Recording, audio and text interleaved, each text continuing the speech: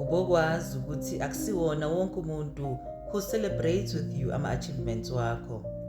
There are people who actually enjoy seeing you at your lowest.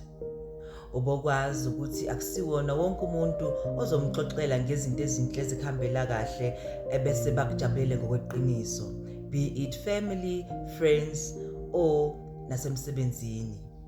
We tend to want to share yonke into eyenzekelayo empilweni zethu ngenxa yokuthi sisuke sijabulile and sitshe ukuthi labantu esixoxa nabo bajabula nathi ngokweqiniso.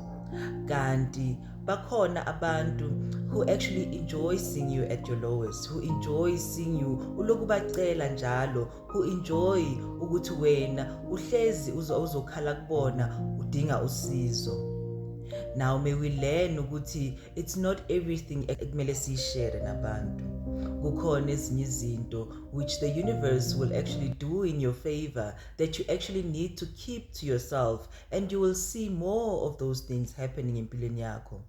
Kodwa bokubheke mawungaqala kube khona abantu abaxoxelayo lezo zinto ezenzakalayo ezinhle, kuye kunqamuke kungabe kusenzeka noma kuthatha isikhathi ukuthi ubuye uthole usizo. May we learn not to overshare. Ngoba the more we overshare nabantu, the longer it takes us to get out of izimo esibhekana nazo empilweni.